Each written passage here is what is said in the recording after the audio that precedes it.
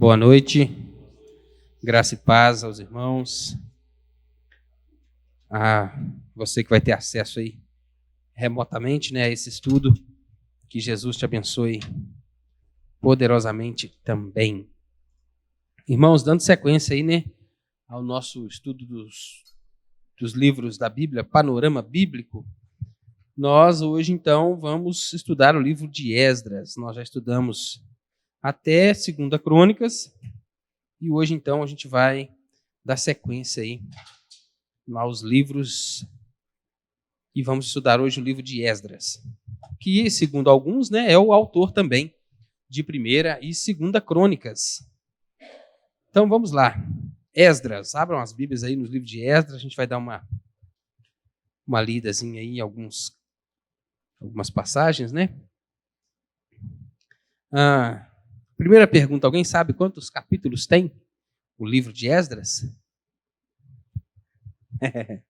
São 10, Rapaz, essas perguntas tem hora que deixa a gente de cabelo em pé, Os pastores pegam a gente porque é difícil de lembrar quantos A gente vem aqui na frente e fala porque vai dar o estudo, já leu o livro, deu uma corridinha lá e tal, aí sabe.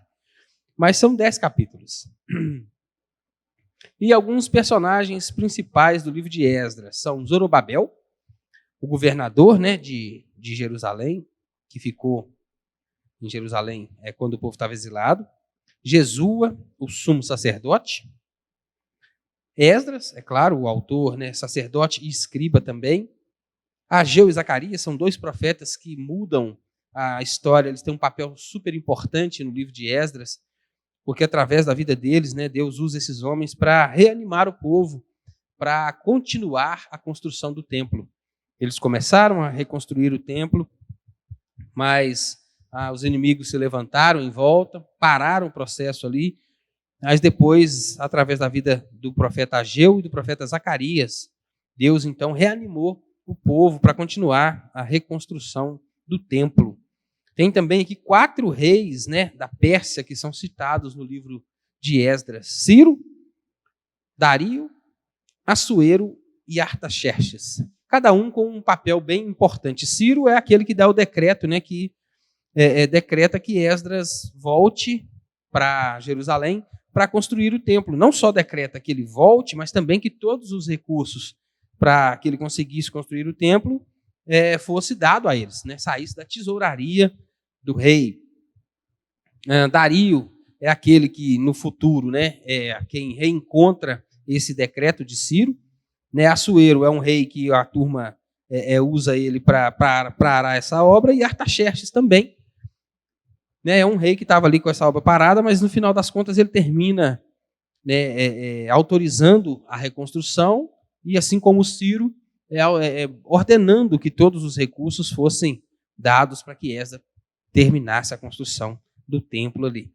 Os 2 locais principais são a Babilônia, onde o povo se encontrava em cativeiro, e Jerusalém, a cidade santa. As palavras-chave aqui são retorno, o povo é um segundo êxodo, restauração, e o templo.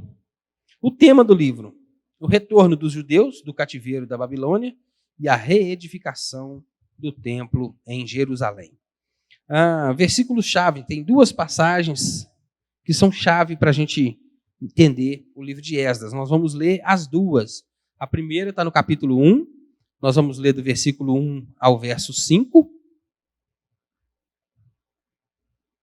E a segunda está no capítulo 7, mas vamos ler primeiro aqui capítulo 1, do verso 1 ao 5. E tem uma semelhança, dos 3 primeiros versículos do livro de Esdras, eles são bem parecidos com os 2 últimos versículos do livro de 2 Crônicas. Você pode ler aí que você vai ver que é praticamente a mesma coisa que está escrito num e no outro. Diz assim: no 1º ano de Ciro, rei da Pérsia, para que se cumprisse a palavra do Senhor por boca de Jeremias, despertou o Senhor o espírito de Ciro, rei da Pérsia, o qual fez passar pregão por todo o seu reino, como também por escrito, dizendo: assim diz Ciro, rei da Pérsia: o Senhor dos céus me deu todos os reinos da terra e me encarregou de lhe edificar uma casa em Jerusalém de Judá. Quem dentre vós é de todo o seu povo, seja seu Deus com ele, e suba a Jerusalém de Judá, e reedifique a casa do Senhor, Deus de Israel. Ele é o Deus que habita em Jerusalém. Todo aquele que restar em alguns lugares em que habitam os homens, desse lugar o ajudarão com prata, ouro, bens e gado, afora as dádivas voluntárias para a casa de Deus, a qual está em Jerusalém. Então se levantaram os cabeças de famílias de Judá e Benjamim, e os sacerdotes e os levitas, com todos aqueles cujo o Espírito Deus despertou para subirem a edificar a casa do Senhor, a qual está em Jerusalém. Os 3 primeiros versículos de Esdras, como eu disse, né, é bem parecido lá com o final de 2 Crônicas, 2 Crônica, capítulo 36, nos versículos 22 e 23, diz assim: porém, no primeiro ano de Ciro, rei da Pérsia, para que se cumprisse a palavra do Senhor por boca de Jeremias, despertou o Senhor no espírito de Ciro, rei da Pérsia, o qual fez passar pregão por todo o seu reino, como também por escrito, dizendo: assim diz Ciro, o rei da Pérsia: o Senhor Deus dos céus me deu todos os reinos da terra, e me encarregou de edificar uma casa em Jerusalém, que está em Judá. Quem entre vós é de todo o seu povo, que suba, e o Senhor seu Deus seja com ele. Bem, praticamente as mesmas palavras entre o final de 2 Crônicas e o início de Esdras. Curiosidades a respeito do livro de Esdras. No Antigo Testamento, Esdras, em hebraico, né, o original hebraico, Esdras e Neemias compõem um livro só. Eles são uma coisa só, mas para nós aqui foi dividido em Esdras e Neemias. Fica mais fácil até a gente entender também. Fica fácil essa divisão, ajudou bastante aqui para a gente compreender algumas coisas, né? Todos os dois tratam, né, desse retorno do povo. A Esdras fica mais naquela questão eclesiástica, da reconstrução do templo. Esdras foca mais na restauração não só do povo, do templo, mas a restauração da adoração a Deus. Isso fica mais evidente no livro de Esdras, enquanto no livro de Neemias é mais aquela história do que é civil, né, das leis civis, do povo retornando, o povo tomando conta de novo das suas casas, restabelecendo as leis de Deus, enquanto Esdras se preocupa mais com a questão de adoração, desse retorno às origens teocráticas, né, vamos dizer assim, do povo. O livro de Neemias está mais focado, apesar de ser um grande aprendizado também, está mais focado nessa questão civil. Então, essa divisão ajuda a gente a compreender isso também. Esses 2 livros juntos, Esdras e Neemias, compreendem um período da história de Israel de pelo menos 100 anos. Fica ali, né, entre o retorno do povo de Jerusalém para a reconstrução do templo, e dura ali em torno de 100 anos. O que é relatado nesses livros é um período no torno aí de 100 anos. Como eu disse, né, é um segundo livro de Êxodos. Por quê? No primeiro livro, a gente lembra de Êxodos, que o povo era cativo no Egito, estava escravizado no Egito.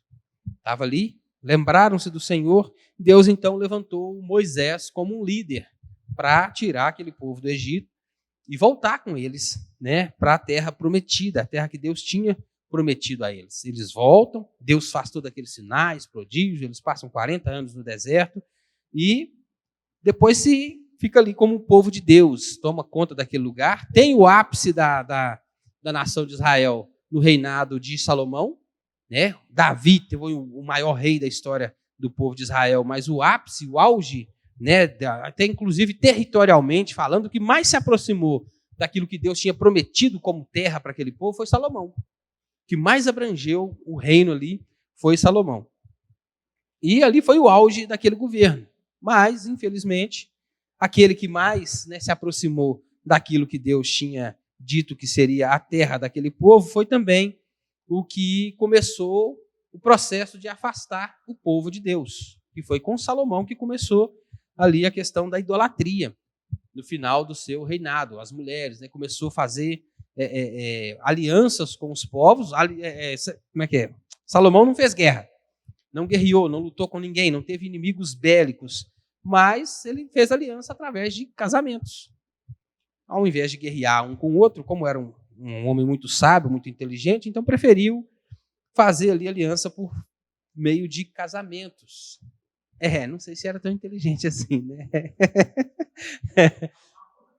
Porque foi justamente esse o erro dele.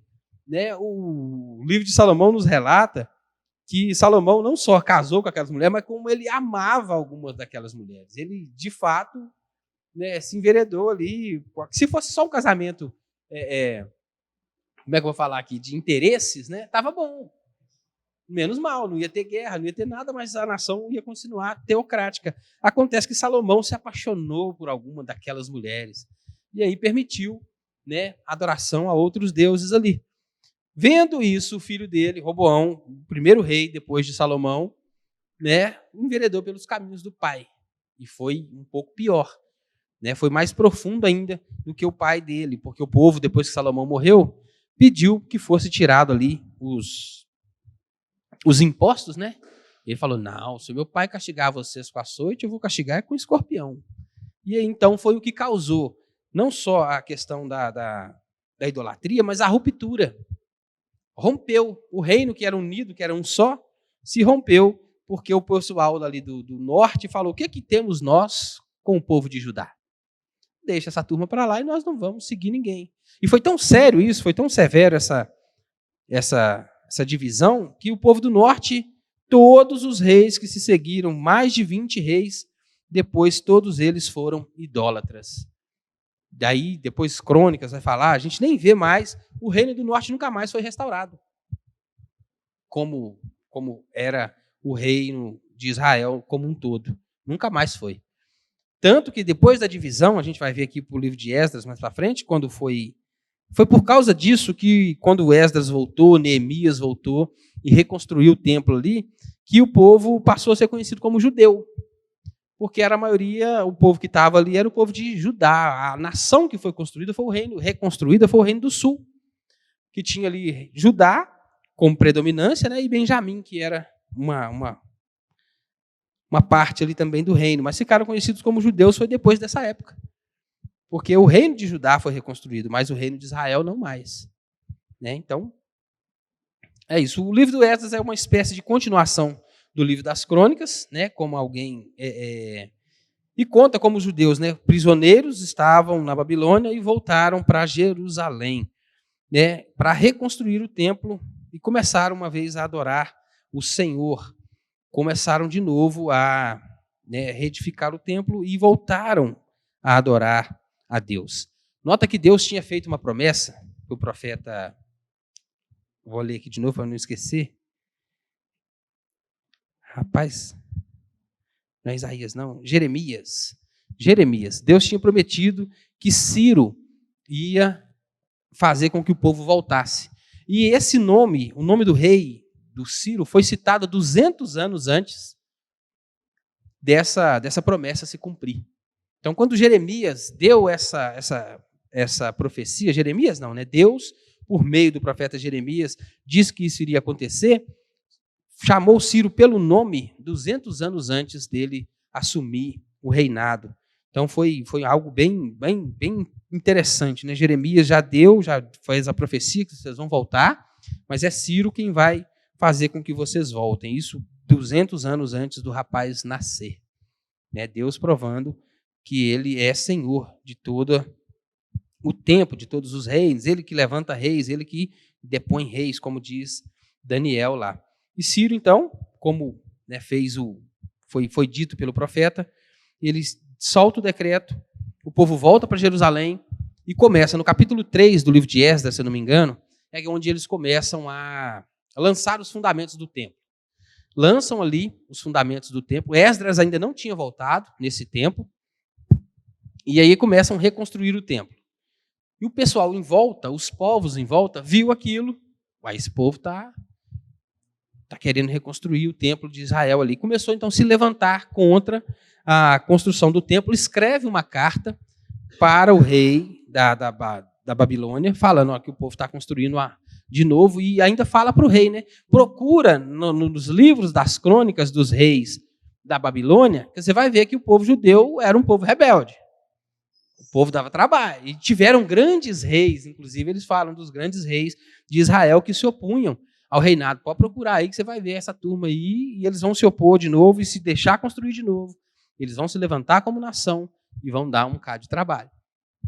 Manda essa carta para o rei manda que se procure isso e de fato encontra, né, no livro das crônicas dos reis da Babilônia, o povo judeu que costumava dar trabalho.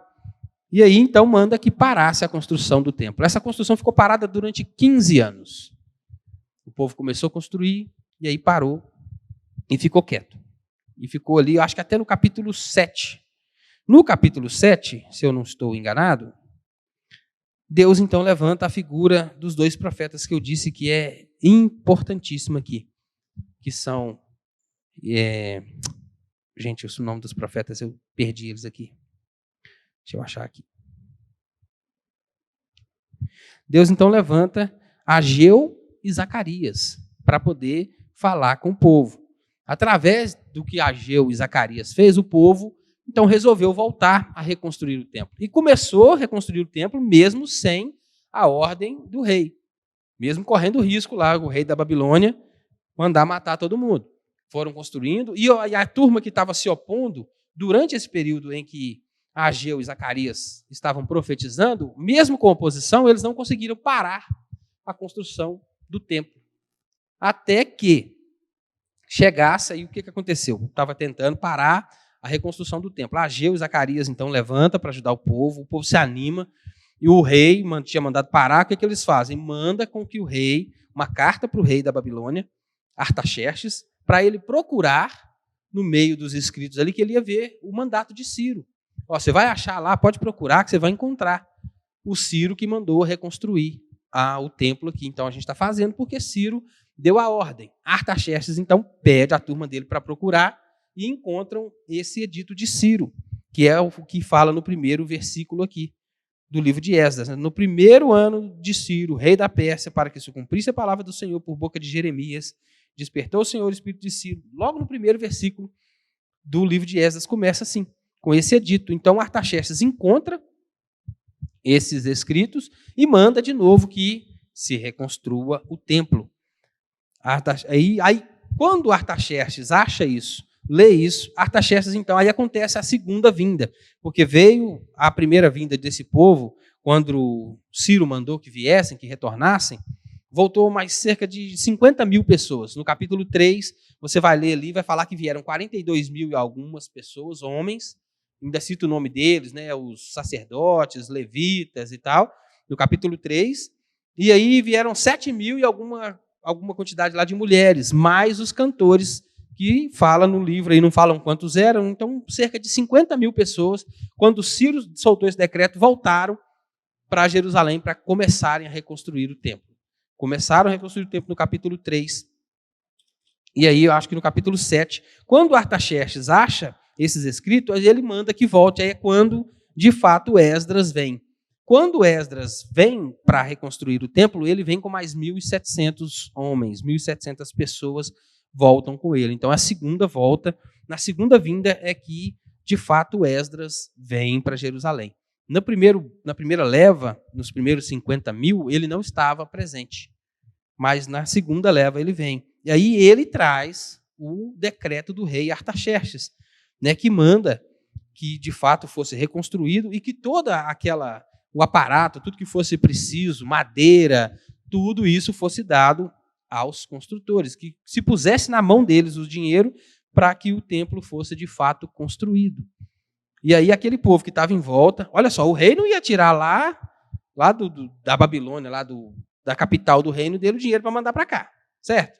O que acontece? Ele reinava, ele governava ali, então tinha as províncias, vamos dizer assim, e o que se arrecadava ali, que deveria ser mandado para o rei, tiravam a parte dele e passava para o pessoal que estava construindo o templo. Foi assim que Esdras conseguiu reedificar o templo. Quando o templo ficou pronto, o livro relata algo bem interessante. Na hora que o templo ficou pronto, os mais velhos, que tinham visto o primeiro templo, eles choravam. Mas chorava porque o templo, o segundo templo, ficou muito pobre em relação ao primeiro. E a segunda turma, a galera que não tinha visto ainda o primeiro templo, chorava também. E gritava da mesma forma, só que de alegria, porque o templo tinha ficado pronto. De tal forma que não se conseguia distinguir quem chorava de alegria e quem chorava de tristeza durante a construção do templo. Bem interessante a história, né? O templo ficou pronto, uma galera que viu o primeiro templo, a grandeza, a grandiosidade do que tinha sido o primeiro templo, então começa a chorar porque viu o segundo templo bem mais pobre, né? Bem mais mirrado. E aí a outra turma chora de alegria porque o templo tinha ficado pronto. E fizeram ali um grande louvor, uma grande festa, celebraram, antes do templo ficar pronto, se eu não me engano, celebraram a Páscoa de volta, né? Eles trouxeram, no capítulo 3, né? Que fizeram a Páscoa, celebraram a Páscoa, mas quando o Esdras volta, ele vem com o mandado do rei, vem com mais 1.700 pessoas, e aí Esdras é quem de fato começa a restaurar a adoração. A ordem levítica que Davi tinha desenhado para o templo, lembra? Os cantores, quem vai ficar na questão do holocausto, né? Quem vai mesmo matar, tudo aquilo que Davi tinha feito. Quem vai ficar na sonoplastia, na projeção, quem vai dar o estudo, quem é que vai cantar, tudo isso, né? Davi tinha uma regra e Esdras restaura isso. E o livro fala aqui da forma com que Davi tinha descrito, da forma com que Davi tinha ordenado, né? Claro que a gente sabe que é Deus quem ordenou isso. Então, essas coisas acontecem no livro de Esdras. Ele, então, restaura. Quando o Esdras volta, ele volta com mais 1.700, e Artaxerxes devolve também o que Nabucodonosor tinha levado do templo, do primeiro templo.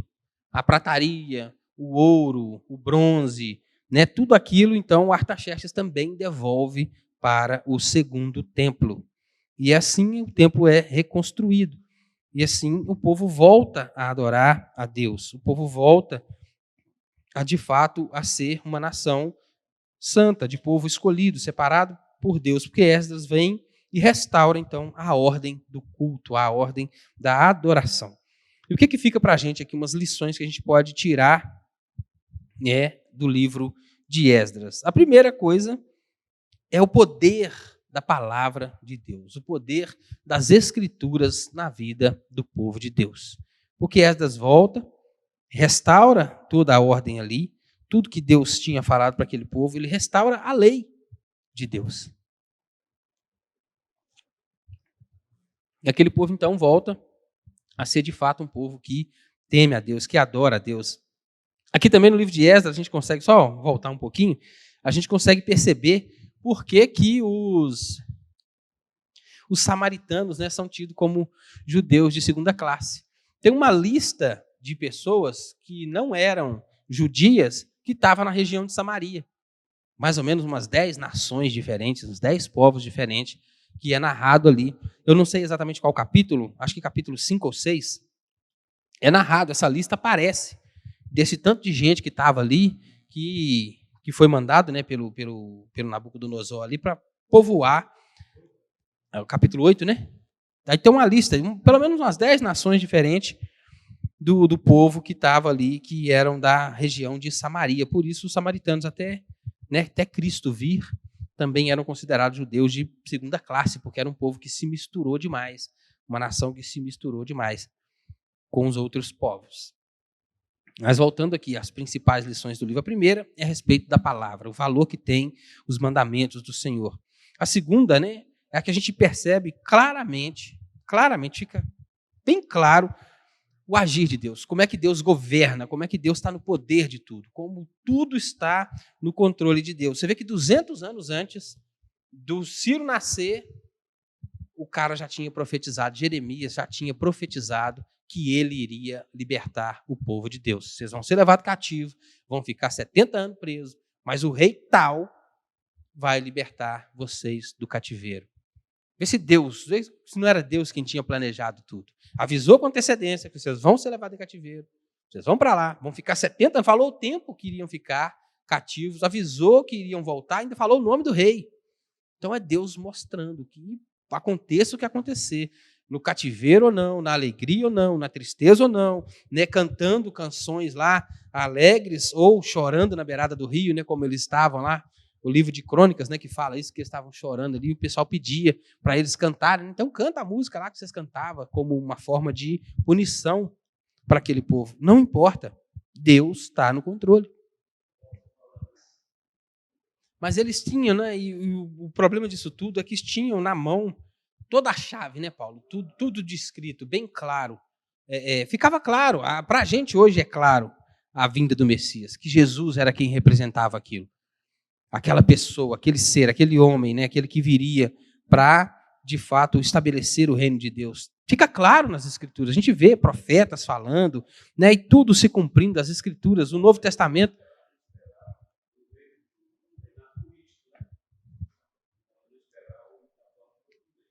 Engraçado, né, que João Batista, se João Batista tivesse declarado que ele era o Messias, o cara que era, como diz o pastor Rony, no mínimo excêntrico, eles teriam aceitado aquele cara como Messias.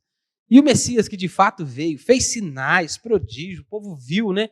Até um cego, o cara que era cego foi lá falar para eles, olha, ninguém pode fazer isso se não for pelo poder de Deus. Mas eu sei que está pregando para nós, você então vai se converter, não sei o quê. Não, eu não sei. Mas eu sei que se não for pelo poder de Deus, ninguém devolve à vista um cego de nascença, como foi o caso daquele rapaz. Tiveram provas e mais provas, né? Alguns ouviram, quando Pedro, lembra lá Pedro pregando no livro de Atos, 3.000 pessoas lá, e fala, vocês crucificaram ele, e 3.000 se rendem, entendem aquilo que Pedro falou através do Espírito Santo, né? Se rendem ali, fala, de fato, eu sou culpado, fiz mesmo, arrepende, se volta para o Senhor. E os doutores da lei, aqueles que conheciam, que deveriam ser, né, quem expunha para o povo as verdades, as Escrituras, é quem distorceu o fato. Não está muito diferente de hoje, não, né? A galera, gente, a gente precisa, eu cada vez mais gosto, né, da igreja a qual eu faço parte, mas, poxa, quantos pastores, quanta coisa a gente não vê aí, de gente ensinando falsa doutrina, falso mestre, e a Bíblia está na mão do que está sentado no banco. Rapaz, e tem gente que faz esse tipo de oração, misericórdia. Então, é esse tipo de coisa que a igreja está vivendo, e a gente está, infelizmente, mas como aqui a gente está vendo, né? Esdras nos mostra o valor da palavra, e a gente tem visto também, através desse livro, que Deus está no governo. Apesar de estar nessa bagunça toda que a gente está vendo, está do jeito que está, como a gente está vendo, a igreja parece que está perdida, sem norte. As pessoas, né? Inevitável. Pessoas perdidas dentro de igreja como ovelhas que não têm pastor. Isso dói. É sério, é muito sério. A gente, como liderança, você para e pensa, poxa, mas e eu? Como é que eu estou nesse trem?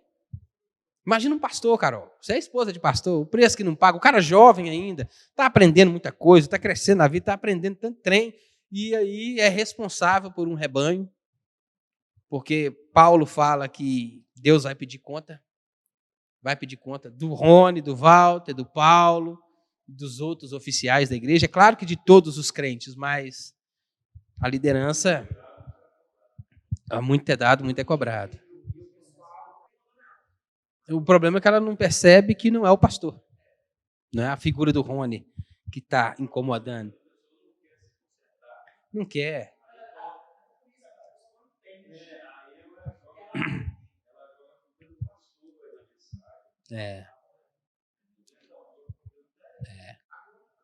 As pessoas, né?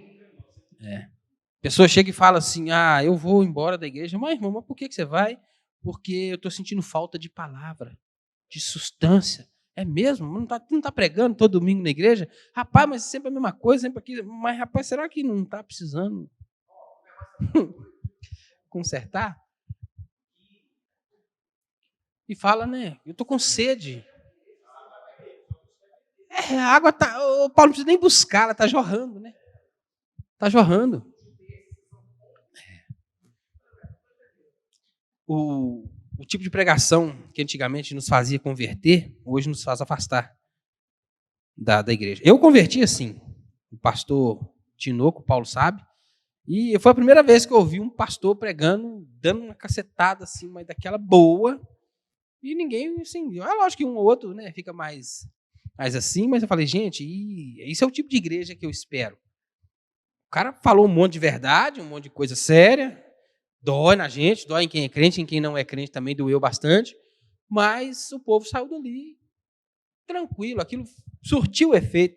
Falei, aí foi aí que eu falei com a Roseli, falei, amor, vamos vir para esse trem, vamos vir para essa igreja, porque aqui é diferente, porque a gente buscava, né, as teorias da prosperidade, tinha perto de casa, a gente, não minto não, a gente ia, né, as coisas estavam ruins, a gente corria para a igreja, as coisas melhoravam, nós saía, era assim que era.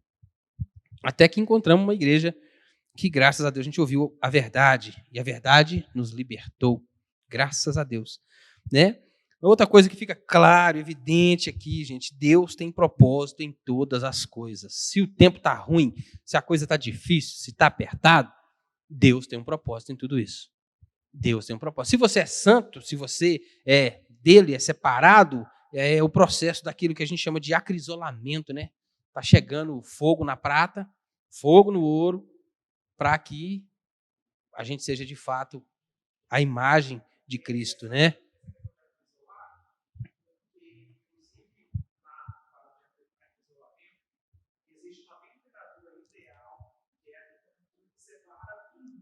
A impureza.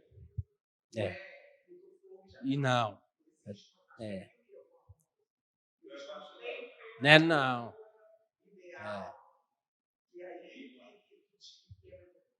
Eu ouvi uma certa mulher falando, não vou lembrar exatamente igual, mas o final do que ela queria dizer, que ela chega para um joalheiro que estava trabalhando ali e aquecendo o ouro, né? E ele fala assim, mas como é que você sabe que o ouro está no ponto certo? Que está na temperatura certa, que ele está, né, que tá puro? Ele falou, quando eu me vejo nele. Quando eu me vejo refletido nele. É assim que Jesus vai fazer com nós. Vai chegar fogo aí até que ele possa se ver refletido em nós. É assim que acontece. Deus está no controle de todas as coisas. Deus tem um propósito. Na presidência da República, do jeito que está o país, Deus tem um propósito no que está acontecendo no mundo, nova ordem mundial, o povo querendo impor. Deus tem um propósito em tudo. E está escrito aqui. O crente assustar com esse tipo de coisa é difícil. A gente não deveria nos assustar. É claro que a gente deve orar para a intervenção divina, para que Deus, né, possa pôr a mão dele e evitar aí os piores danos possíveis, mas Deus vai fazer a vontade dele.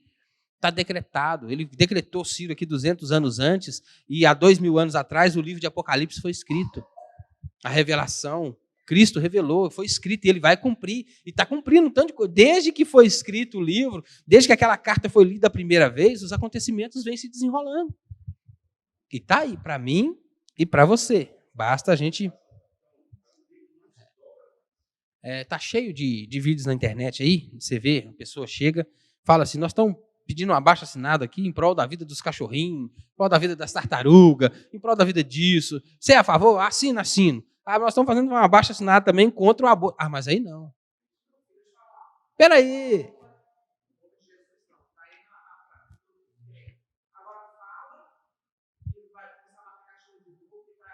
Não, já tem lei para isso, né? Magno Malta, o senador, ele falou, o Código Brasileiro de...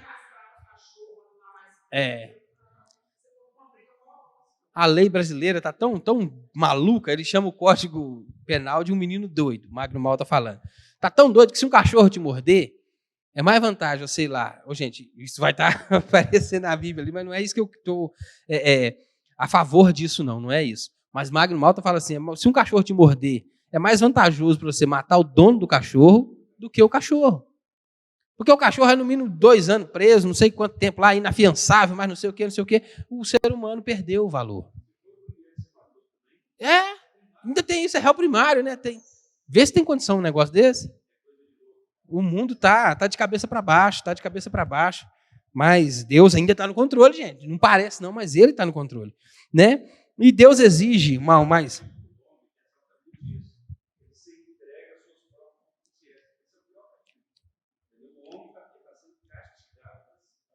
É ridículo você olhar para o ser humano hoje que quer fazer a sua própria vontade.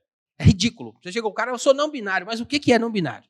Não sei, eu não me identifico com nenhum. Como é que é isso, meu filho? Me explica isso na prática. Não tem jeito. Não existe. O outro lá no Japão, o cara gastou $70 mil para ficar parecido com um cachorro. Misericórdia, a gente tem que rir, cara. Não dá. Pode até na internet se quiser, pastor. Não dá, isso é ridículo. É ridículo um trem desse. Não tem outra explicação, não tem outra palavra. Como é que faz um trem desse, Paulo? O outro foi lá e fez a cara, virou um tigre, virou... pelo amor de Deus, gente.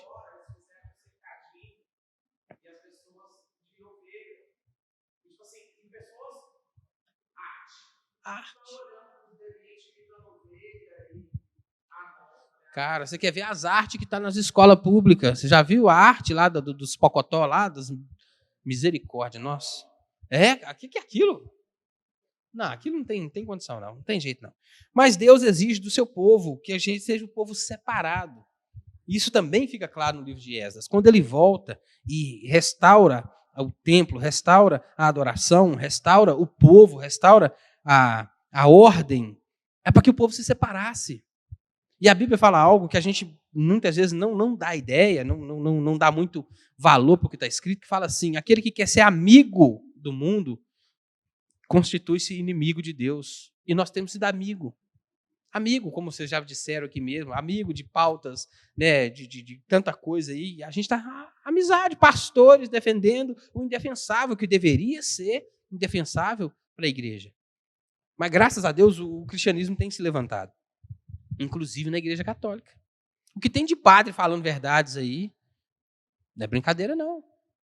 E o povo está se levantando. Isso é o poder de Deus, isso é o agir de Deus. É tão severo, é tão gritante a iniquidade. Lembra lá de quando veio o dilúvio? O que Deus falou? O pecado desse povo clama. Clama. Aconteceu isso 2 vezes já na história mundial, eu creio. Essa questão do dilúvio, o pecado daquele povo clamava, ainda tem a questão de Sodoma e Gomorra também, então são 4, né? Vai acontecer a 4ª agora. Quando Cristo veio, Paulo chamou aquilo de a plenitude dos tempos. A sociedade daquele tempo clamava. A gente está assustado com o mundo hoje, mas no tempo de Paulo era daqui para mais. Era daqui para pior. E agora o mundo está se levantando. É cíclico, né? São ciclos. Vai. Até que isso vai clamar de novo pela volta do Messias. Aí ele vai vir. E aí, o comportamento humano é assim. Então, a igreja aceita, mas Deus não, né? A igreja aceita, mas uma hora Deus cobra, né? Então, e por fim, as divisões do livro de Esdras, né? O capítulo, a primeira parte pode ser dividida aí no capítulo 1 e 2, né, o retorno do povo sob o governo de Zorobabel, né, capítulo 1, Zorobabel e a volta dos exilados, capítulo 2, o registro daqueles que regressaram, um capítulo inteiro ali com muita gente que voltou, muitos números registrados ali de cada tribo, quantas pessoas, né, quem era, de onde, inclusive tem a história de um povo lá que diziam que era judeu, mas não foi reconhecido porque não tinha como provar, né, que era. Foi até impedido de servir no templo por causa disso, né, não tinha como provar que eram, de fato, judeus. A segunda parte, do capítulo 3 ao 6, né, que conta aí a reconstrução e a inauguração do templo. Né? Como eu disse, no capítulo 3, o altar é levantado e os alicerces são lançados, os fundamentos dele. Aí fica parado ali 15 anos, depois se retoma a construção. Né? O capítulo 4 conta a história da interrupção das obras, o capítulo 5 e 6, a retomada das obras, né? E o término do templo, devido às profecias de Ageu e Zacarias. Aí tem um período de 58 anos, né? Depois, entre o capítulo 6 e o capítulo 7, que aí fica parado ali, e nesses 58 anos, nesse período que antecede a vinda de Esdras, é o período onde é narrada a história do livro de Esther. Esse período ali, entre o capítulo 6, né, terminou o capítulo 6 do livro de Esdras aqui. Aí, antes de começar o capítulo 7, tem um espaço ali de 58 anos. E nesse período é onde acontece a história de Esther, que a gente vai ver mais para frente aqui também. E a terceira parte do livro, do capítulo 7 ao 10, o segundo retorno, quando Esdras vem, né, volta a Jerusalém, e as reformas religiosas que ele faz. E assim termina o livro de Esdras. E aqui eu dou por encerrado também o estudo. Que Jesus abençoe a vida dos irmãos e tenham todos uma boa noite. Vamos orar mais uma vez? Para Deus nos abençoar. Senhor, nós te agradecemos. Te agradecemos pela noite, pelo tempo de reflexão, ó Deus, porque o Senhor tem falado conosco, ó Deus, nesses estudos. Pedimos a Ti, ó Pai, que incomode de fato o coração da Tua igreja, do Teu povo, ó Deus, a fim de que eles despertem curiosidade, ó Deus, por Ti. Renova, Deus, restaura a alegria, Pai querido, de estudar a Tua palavra, de conhecer do Senhor, de ouvir mais do Senhor. Restaura a fome, a sede desse povo, meu Pai. Faz de novo o que o Senhor fez lá em Esdras, meu Deus. Restaura a adoração, restaura, Deus, a vida eclesiástica, restaura, Pai, a comunhão com o Senhor, em nome de Jesus. Restaura o templo que hoje somos nós, a Tua igreja, meu Deus, e faz um novo tempo no nosso meio, meu Pai. Como o pastor Rony começou orando, pedimos ao Senhor que esse estudo, de fato, possa trazer transformação para a nossa vida, para a minha vida, Deus, para cada um de nós que estamos aqui, a todo aquele que vai ter contato com esse estudo pela internet, meu Pai, que de fato possa ser tocado pelo Espírito Santo do Senhor. Que o Senhor fale ao coração deles, ó Deus, porque a sua palavra é viva e ela é eficaz. Meu Deus, nós te agradecemos por tudo que o Senhor tem feito em nós e através de nós, por tudo que ainda fará, e porque o governo do mundo, ó Deus, está nas tuas mãos. O Senhor não perdeu o controle. A nossa história está nas suas mãos. A mão mais segura que ela poderia estar, que são as tuas, ó Deus. Obrigado, meu Pai, por tudo. Em nome de Jesus. Amém.